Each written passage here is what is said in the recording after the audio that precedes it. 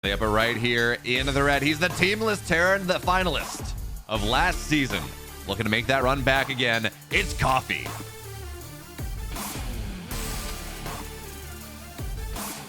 On the bottom left-hand side, it is for Platinum Heroes, Firefly.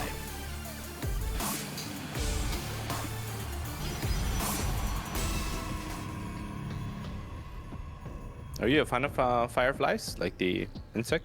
Oh yeah, I mean, I grew up in Virginia, right? So growing up, we had tons of fireflies. It was the middle of nowhere. It was literally a 5K from my front porch to the nearest paved road and back. That's how we ran cross country in high school. So middle of nowhere, gravel roads. I had dial-up internet. I had satellite. I mean, I barely had any internet. And we, growing up, we had fireflies all over the place. Now, of course, we don't, because fireflies in general are kind of disappearing. But I mean, growing up, I used to have jars of them. It was great. Jars of them? You caught them in jars? Yeah, then you keep them in a jar for the night, then you let them go because they give you a nice nightlight. Oh, that's interesting. So it's like having like a lava lamp type thing. Yeah, a living lava lamp. Okay, that's pretty cool. I mean, they look nasty from up close, no? Not really. It's a black beetle with a little red line down the middle of it, like got a long thorax. Is it just a black beetle? Okay. Yeah, it's not that weird. What do you think? They had fire dripping out of them? No. I thought they looked like a little bit uglier than a beetle. But yeah, maybe they don't. I don't know. I don't find beetles for the most part particularly offensively ugly.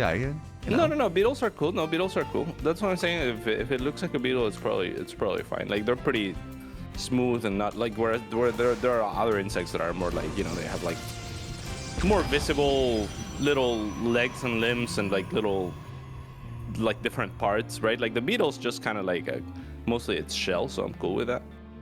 I know. The fact that we're still talking about beetles here, I thought they broke up back in like the 80s, but yeah.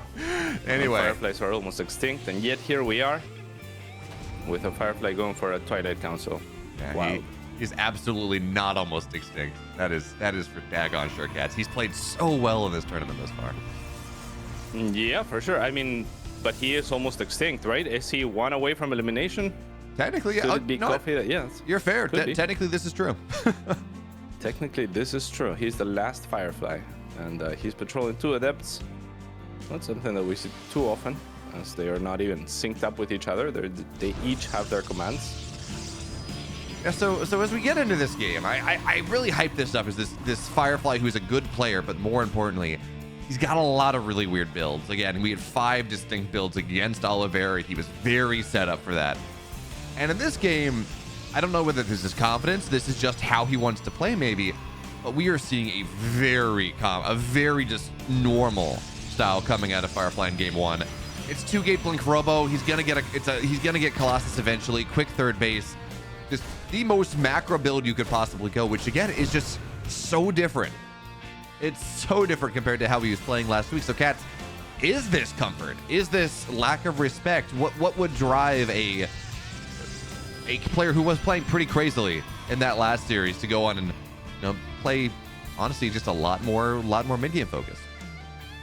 Yeah, more mid-game focused, but still in his own little ways, right? So I think what would drive him is probably his level of confidence or just outright like knowing his opponent. This Cyclone, I mean, he did not care about wasting a lock-on because he gets the instant lock-on again going up the ramp, so there's not that interaction anymore to play around with. But yeah, maybe he just feels more confident against Coffee than he did against Oliveira, right, in the mid game. Or a lot of the time, for example, like if you think of yourself as like you can evaluate yourself and be like, okay, Oliveira maybe is the best macro player that I play against. I don't usually win macro games. Then maybe you throw in more curveballs early on. But sometimes there are players that are on a class of their own that you have to yield those advantages to, and then everyone else is kind of like, I can actually take this person down in a macro game, right? So it depends on how deep your playbook goes a lot of the time, and your assessment of your opponent, and if you're the underdog or the overdog, and also like tendencies of your opponent, right? Like that you're looking to exploit. And Firefly does seem to me, I don't know for sure, but he does seem to me, oh, nice snipe. Like the type of player that would look for exploits, that would look for weaknesses in his opponents when he studies them. Yeah, that makes a lot of sense. But as I look at this game, We talked about how, oh, you know what, 2-gate blink taking the third base. Generally, that goes into a Colossus play behind that. Uh-oh. Hope we're okay. Yeah. Who lag? I didn't get any lag, but I guess we go. Okay. Okay. Well, that was some very quick. Pauses, asks who lag. No one answered for 1 second. He's ready to go. I like it. Well played. But yeah, so talking about this build here, generally this goes into the less gateways, quick Colossus, very defensive play. Firefly, he's just turning this into a charge lot timing behind this. We got +1 armor on the way, 4 more gateways here.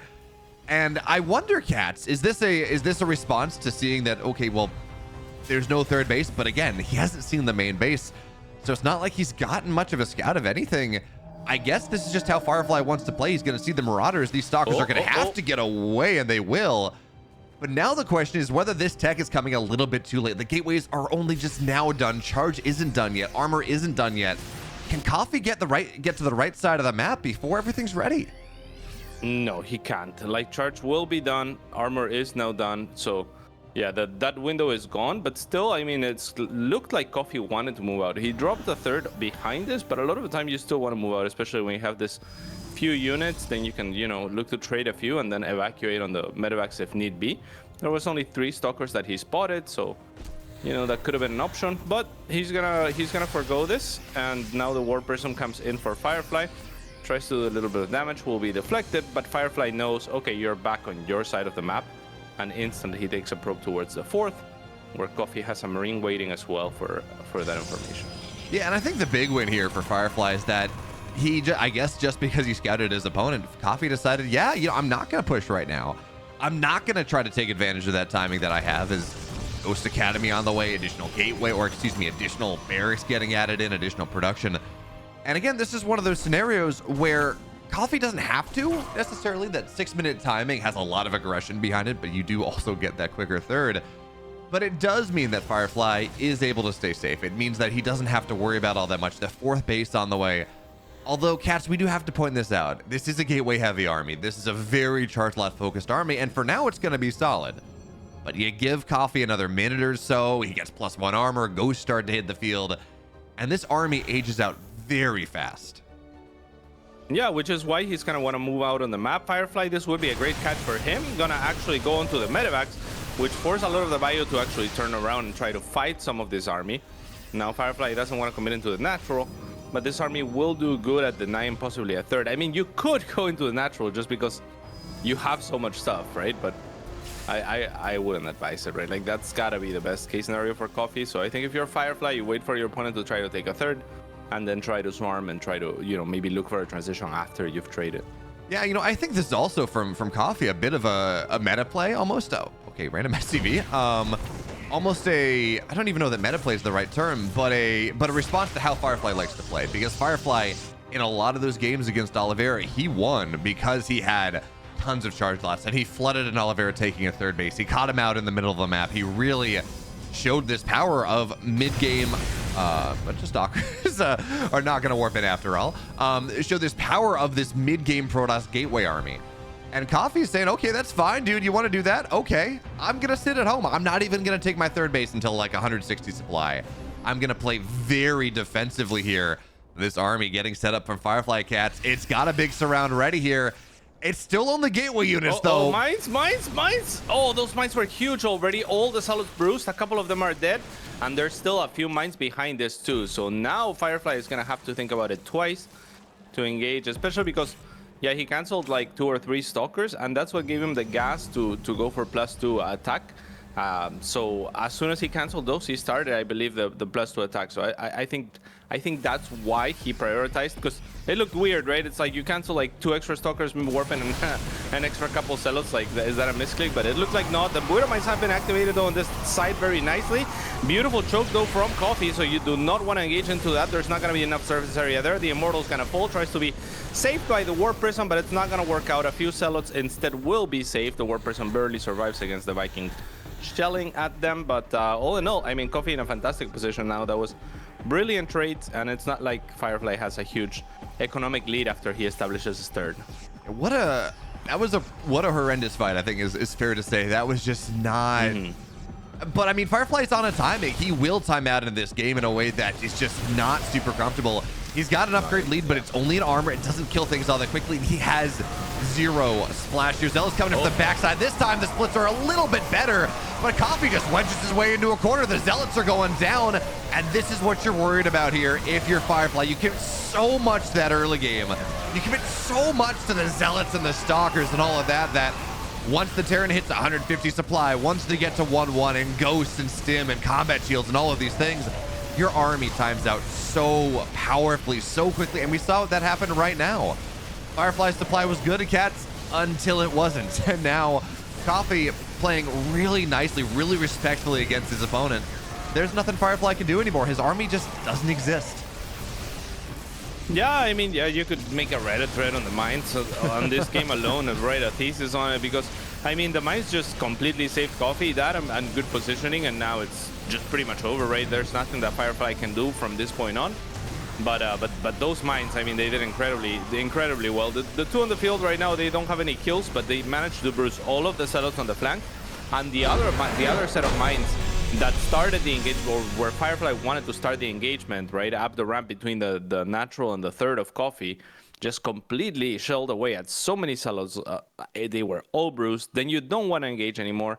He looks for a different angle, but then the problem is, there's another 4 mines that he kind of runs into, and then Coffee is just situated with all of his army in a narrow choke, and it's so much density of bio, and there's just, you know, you have charge lots and stalkers, and the reason they don't scale is because of surface area to a great degree, right?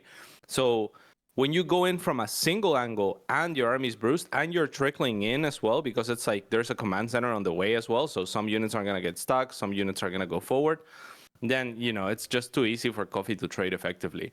What Firefly needed to do with that sort of army, if he was going to make it work, is exactly what he tried to do towards the end, where he has a large portion of his Zealots flanking so that you find the surface area from 2 different angles, and then your damage output is effectively doubled on ramps that are narrow and choky like that. But Coffee, of course, was ready with those mines that time around for the flank as well, and the army of Firefly was no longer very intimidating. So I think there was opportunities there for Firefly, but brilliant positioning from Coffee, great mines from Coffee, and yeah, unfortunate for Firefly. Yeah, and I think I take issue with doing that build on that map, right? Hecate is a map that is decently choked out. There are some wide open areas, but certainly not around the third base. So you go a very timing focused army. Yeah, Firefly was committing to his upgrades, certainly, but it's this very timing focused army. You just try to get a lot of gateways, a lot of units, flood the Terran as they take the third or something. I don't know that Hecate's the best map for that. Now, Equilibrium, the map we're going to, has a disgustingly wide open third base, and that is a map that you can make this style happen in. But one of the things that we praised Firefly for last Sunday, right, when he was playing Oliveira and looked like he was going to be in a good spot to actually take the series, it was this map on Equilibrium. It was builds like that. So Coffee seems to have kind of figured out, I don't need to attack you. I just need to sit back. Firefly wants to flood me. Let me just play super safe, even if I have an aggressive build. Yeah, and that's just the thing, is he played so freaking safe. I mean, his third was so late, you know, on the back of scouting Firefly and seeing what he was up against. And it takes guts even to do that, right? In a high stakes match like this, and being like, yeah, I'm actually just gonna stay on 2 base for so very long. It's a difficult decision to make, but it's the right one, like you're pointing out, because once he moves out with that much density on his army, it's just impossible for Firefly in that map to find the angle, to find the place that's not choked up. And yeah, maybe this map will be a different story. There's also that beautiful gold that has a rich Vespene Geyser too, so we'll see if Firefly looks to exploit that. It is a beautiful gold, but also just a beautiful map. And the upper left in the blue, down a game, but this is his map pick. It's Firefly.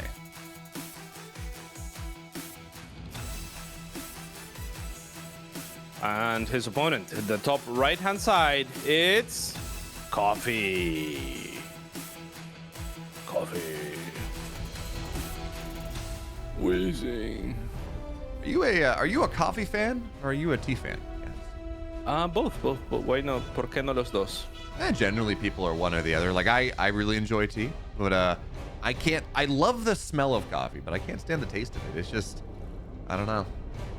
That's something about it. interesting. Yeah, I mean, I think I drink more tea than I drink coffee, but right now I'm drinking coffee and I'm grateful for coffee because it's freaking 7 a.m., you know? Whereas, yeah, tea I drink whenever. And, you know, I loved that, like, 1 week of the broadcast when it was no longer daylight savings time in Europe, but it was still in the States. So the broadcast started at 8 instead of 7. It was like the best. You know, I get up at 6. This is great. And, you know, that didn't last all that long, but it was great when it happened. Yeah, for sure. I mean, yeah, for me, like waking up at 7 a.m. is difficult these days because my work schedule basically starts at like 11 because I work with so many different time zones that it's just the most viable thing for us to do is for me to start at 11. So then 7 is, you know, a huge setback in terms of like when I have to normally wake up. So it's not, it's rough. But here we are. We're good because we got coffee and we got coffee. Exactly. A little bit of coffee in the morning on our penultimate day of StarCraft as he goes 1-1-1 here, but it is a Reaper expand, right? It is nothing, Marine expand. Nothing too crazy behind this. You do get into your tech a lot faster, right? By skipping that Reaper as you do. But what I'm paying attention to, I honestly, Cats, I don't care about, I do care about coffee. But we know he's going to play this very narrow subset of builds. I'm paying attention to the production tab of Firefly. I want to see if he's going to take this gold base again. I want to see if he thinks that it's safe to go macro because we saw in game 1. I mean, was that even really macro play? It's just effectively a higher eco all in if you think about it. And it didn't quite work. Yeah, for sure. It could have turned into a macro game, right? If it goes a little bit better, but it went so poorly that Coffee just ran across the map and killed him. And that was definitely the right thing to do for Coffee. So we'll see. He likes patrolling his adept like this. And his adepts are very active, very, you know, like I don't know. I guess you would want to be like an adept in an army like this where you're like always in shape, always running. We were talking about running as well before the show. Biomo, you've made me laugh before in the pre-show so freaking much with your with some of your stories. Like the first thing, I joined the call and Biomo said, like, how are you doing, Cats? I'm doing great. How are you? He says, I'm doing great. I won trivia. Like, that's so Biomo to win trivia. Yeah, it was amazing. I got a $15 Starbucks gift card and a travel mug. So, like, it was worth it, Cats. Like, that's a good Friday, okay? I bet. Don't give me any of this. I'll give you some of it later. But, yeah, we see Coffee's going to find the probe here. So nothing too crazy there. That there is a Hellion revealed, obviously, but it's a large map, so the Hellion's just gonna be looking for opportunities here. If there was a gold, these two Hellions would just win the game probably. Like, they are so very good at sneaking behind the gold. But for now, I mean, they're just off to the side looking for any aggression or proxies or something like that. Just gonna look to scout the map and then try to make something happen elsewhere. Look at Coffee already knowing the potential position of those stalkers from Firefly. Preemptively actually goes for the fast medevac boost there, but there's 3 more stalkers up the top of the ramp. They're gonna find the medevac. Beautiful moves from both players, really. Dude, we were talking about this I was talking about this about how Firefly played Oliveira in that previous, and they had depth blocks the wall too. I was talking about how Firefly, again in that Oliveira series, he pretty much just had the soul read. He did so many things just like this where he's like, yeah, I know what's gonna happen. I've told the future. Let me send my stalkers onto the north side. I'm gonna get half damage on a medevac, and then I'm gonna warp in more, and I'm gonna totally shut down your early aggression. Behind that, I'm gonna take the gold as my third, and we're gonna go. We are absolutely gaming right now. Firefly is doing that, but we're seeing more of that thing that has just really impressed me about the man in this tournament, where give him a little bit of prep time. He has some, he just about gets the Raven. He has some of the best prep of anyone I've seen in quite a while. It seems like he's just able to download his opponents in a way that you don't see all that often in setups like this. But he's like, yeah, Coffee's gonna go for an early drop on Equilibrium because that's what one does. Let me put my stalkers there in advance. And then he gets the medevac down, and then that allows him to get pressure. And it's just, the brain on this man is just something else, Cats. It really is. Now the Raven is not going to be in position to protect the tank, so it drops an auto turret, but the stalkers were already out of there. So this goes from bad to worse for Coffee. Very difficult game for him now. And yeah, I mean, it's clear that these two play each other quite frequently in order to have that sort of read on either side, right?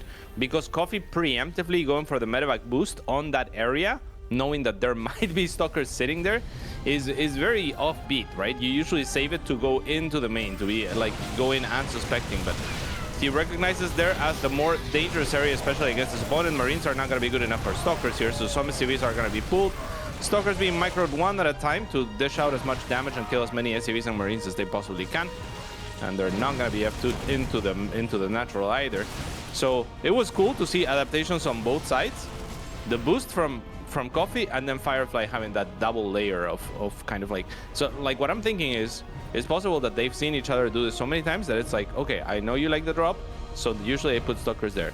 Oh, I know you put stalkers there, so I'm gonna boost past that area with my medevac.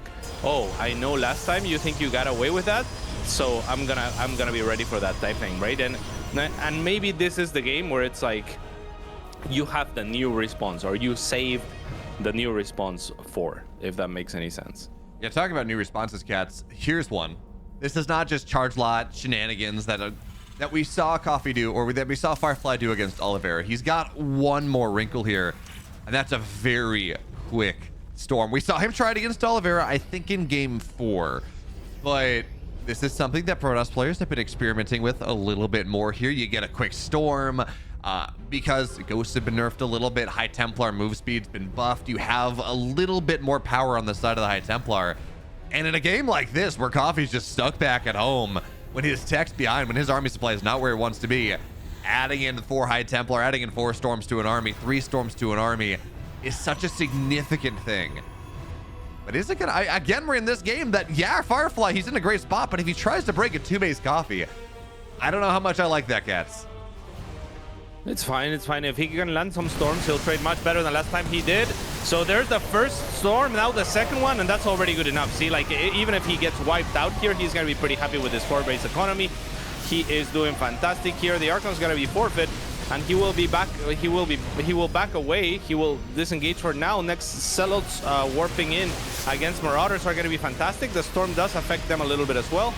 But Firefly, I think, can disengage. As soon as he lands the first storm, I feel like you can disengage and you'll be fine. Yeah, certainly. And now, well, most of this army is healed up, so the storm hasn't done a ton necessarily. And more importantly, Widowmine sitting there back as well. But this army of Firefly, he's up 20 army supply. Medevacs start to go down as well. Widowmines get dragged forward. Friendly fire on top of it all. And now the SCVs, they gotta get pulled here, cats. You gotta find some room, some opportunity, but there is none. Firefly shines a little bit brighter in game 2. And now, that was wild. I mean, that wasn't even close, right? Like because you have a point. He was taking a 4th against 2 base. So again, he didn't need to attack, but the fact that he could attack and kill his opponents just goes to show how far ahead he was. And yeah, the storm was pretty cool. Yeah, those storms were. It's so scary when you have a couple tanks on the map and Widowmines and things, and you drop High Templar right in close, so you can drop a storm. It's like, no, I got to be fast. I got to be so fast on getting that storm off before the High Templar gets snapped right on down. But we saw how effective it was. SCVs died, Marines died, everything died. And now we move on to hard lead for it. We move on to Coffee's map pick. So yeah, no doubt. And it's also like you wait for the first shell of the tank, right? Like if so, like you send the Zealots and the Stalkers first. So if there's like a lot of tanks and they melt your first set of Zealots, maybe you just don't. But there's usually just going to be 1 or 2, and they're already going to be on a cooldown of sorts from shelling at the Zealots. So then the storm is fine. I liked it. I almost don't like that he revealed this cool opening. If it's a strong opening for him, this was already such a strong game for him on start, like killing that medevac so early without it doing anything at all, right? Is so big that maybe you can just close it out in the same way as last game just to save strategies and then do this some other time type thing. But if they know each other as well as I speculate that they probably do, then maybe it's no use to save strats. What the hell's going on? With what? Oh, in the game, for me, it just says tick, tick, tick. Game starting, and it's ticking forever. Oh, now weird. it just finished ticking, and now it's loading. It was low. You didn't hear that? You didn't see No, that? I don't get that. I just have never. Wow, that's wild. Is it one of those like the 3-2-1 when you start a game? Is it that beeping sound? Is it something else? No, right now I'm stuck on the hard lead. Yeah, I'm loading in too. Okay. No. You know, on the pre-screen where there's 2 countdowns in StarCraft. There's Yeah. a pre-screen countdown to go into the loading, and then there's the countdown to start the game. The pre-screen countdown when it's a deep, deep, deep, and then it loads. For me, it went deep, deep, deep, deep, deep, deep, and it just kept going. Oh, that's crazy. obnoxious. Yeah, it was just not loading the loading screen. Yeah, that's rough. Anyway, you know what's not obnoxious? It's game 3. What? There we go. In the upper left, in the red, tied up now. It's Coffee.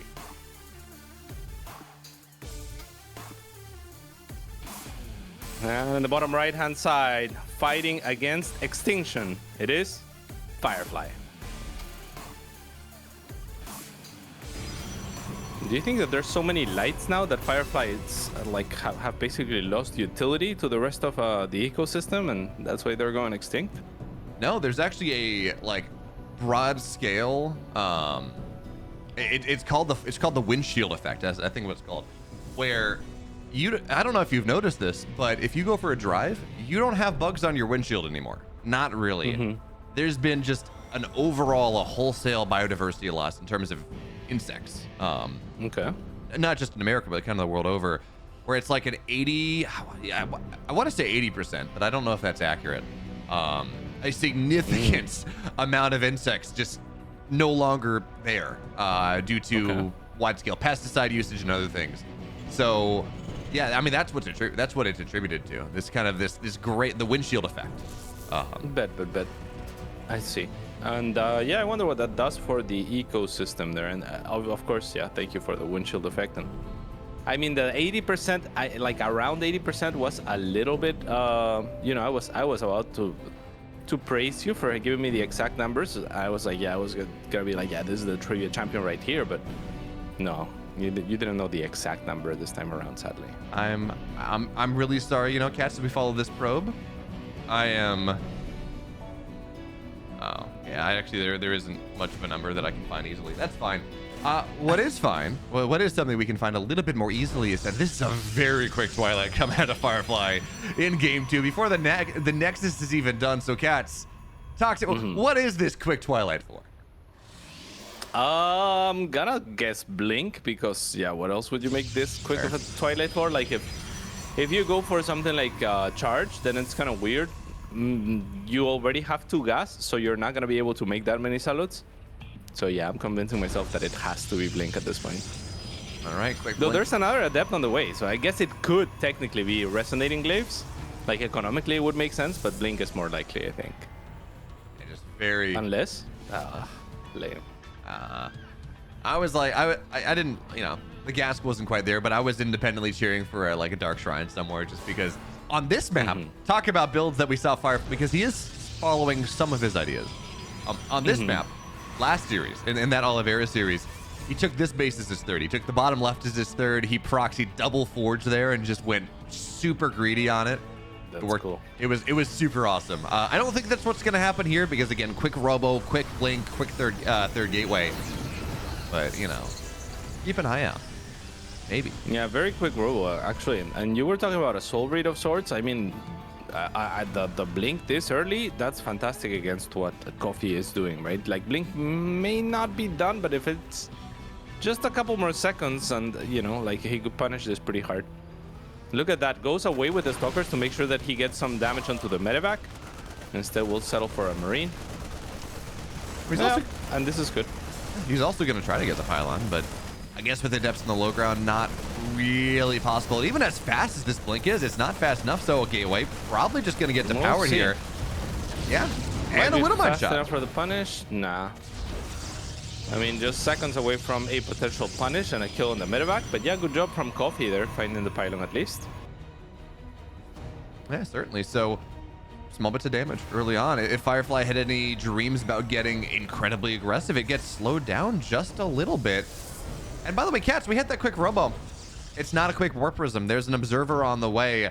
Firefly is going to get somewhat aggressive, right? Units are running onto the other side of the map, but any sort of like really heavy aggression doesn't really seem like it's going to happen. Yeah, it doesn't seem like it. And I mean, he's already going to be ready for this Banshee as well pretty easily. It's going to get spotted potentially at the third, though Coffee's being very careful not to show it. But Observer's already out. It's an issue of if it's in position. Not at the moment. Oh, yeah, it is actually at the natural. Soul Read, you were saying.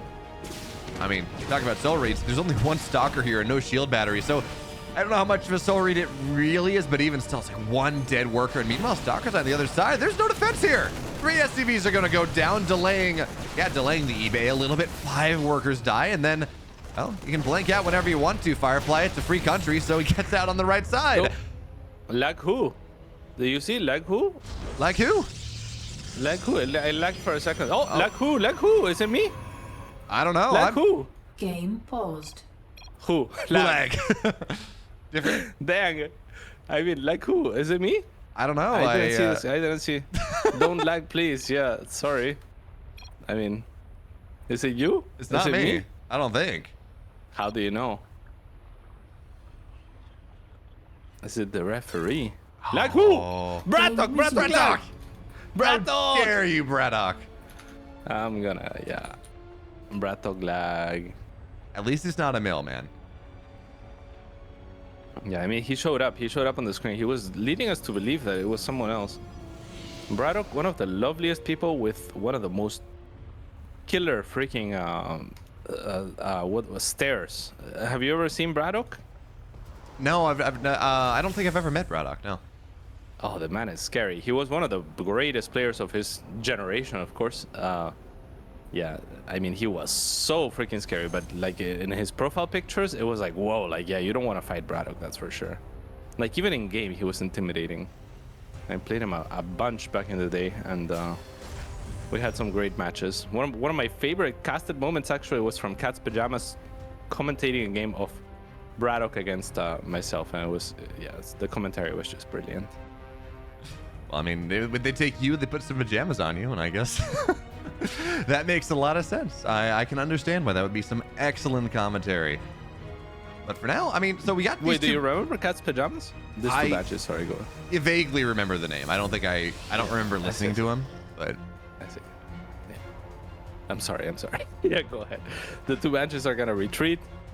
The stalkers are mispositioned near the watchtower, but that's okay. They'll fix themselves soon. Observers all over the place. Scan at the natural. Not much action going on the map. Just people getting situated here all across the medevac, ready to potentially drop into the main, but waiting for something to be going on elsewhere. And you know, oh, Observer dead now. I get a little nervous when I see Firefly playing games like this where he's building this army, he's building this tech, +1's on the way, charges, he's got all this stuff. And then again, this is a map where it's hard to do something about. Yes, on this map, this third base is very wide open, but Firefly doesn't have his third base on the way just yet. So it's one of those scenarios where theoretically, as the stalkers, medevac just barely gets out. Where, again, theoretically, Coffee can decide he's got a lot of production. I was going to say he can just decide to sit on that 3-1-1 there and let Firefly break into him. It's, man, he's just catching everything. Yeah. But no, Firefly, he's going all into this game. 2 additional, it's a 5-rack build coming out of Coffee. So in that context, Cat, and it's 2-base Terran who's going for that big all-in, just getting a ton of Zealots, is actually a pretty solid option depending on when Coffee decides to push.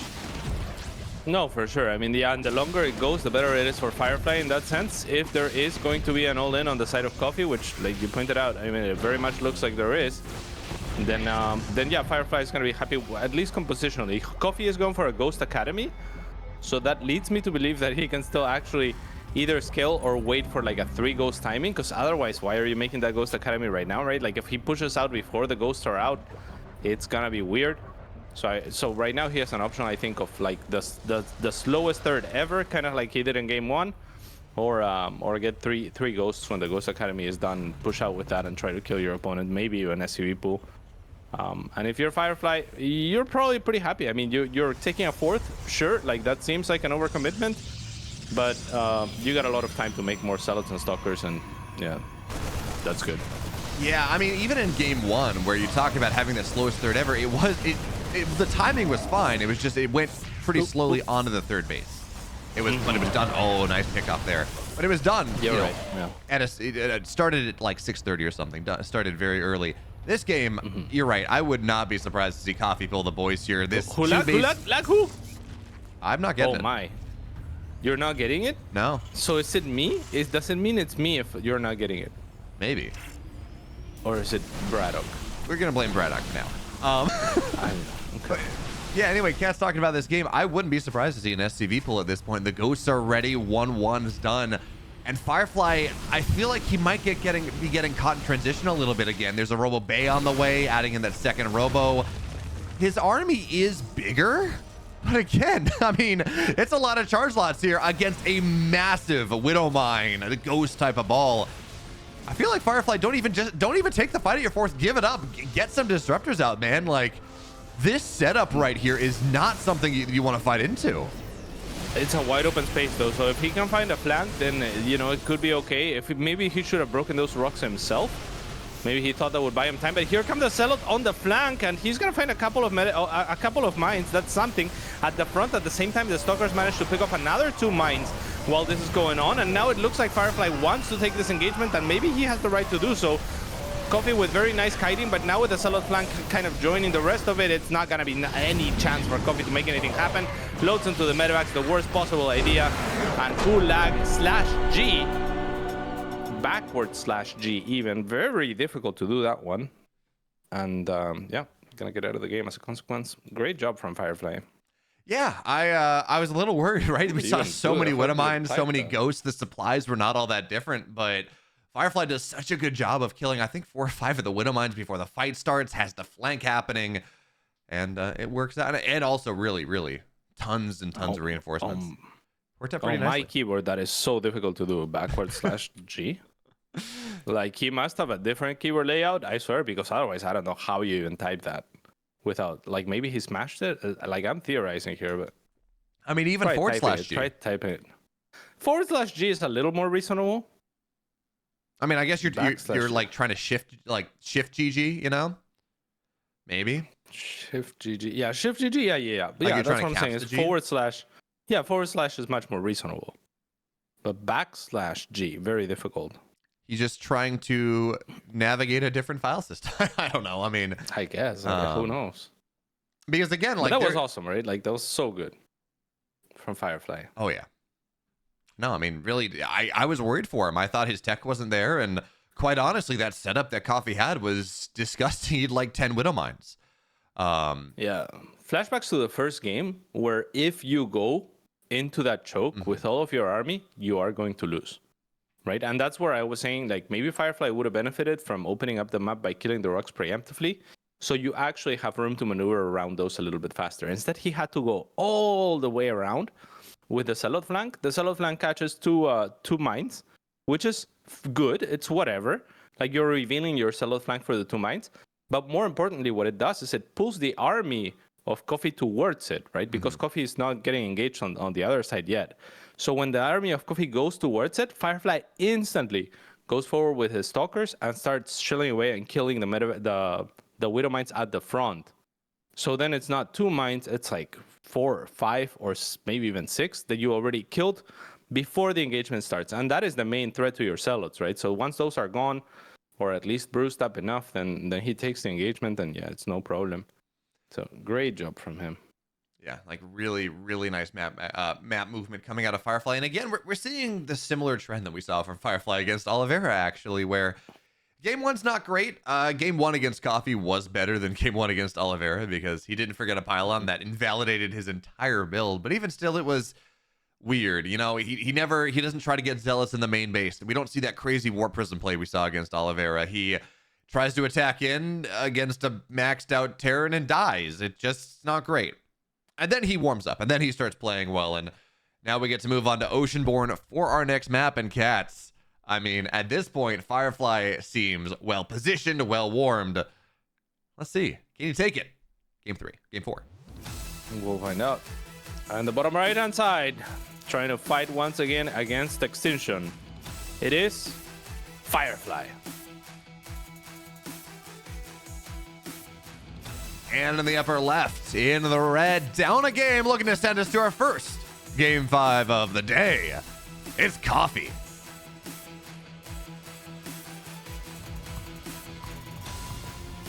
And you know what Firefly also reminds me of a little bit is the little ball from Quidditch, the snitch.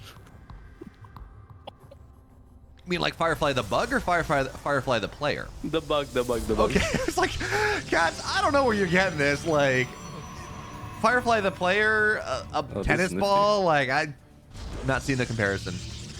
And it's not a tennis ball. You're confusing it because you use a tennis ball when you play Quidditch. But in Quidditch, it's not a tennis ball for sure. I mean, if we're talking about the sport that people actually play, technically it's quad ball now. So they can, worry less about some trademark issues. The sport that people actually play. Yeah. Cats, I showed you a video, okay? You did show me a video, yeah. This was the other conversation that we were having. Yeah, it is legit. What's legit also, we'll get back to Quidditch after because that was incredible to find out about. What's cooler here is that there is a very, very early gateway out on the map, so there's gonna be actually action in this game.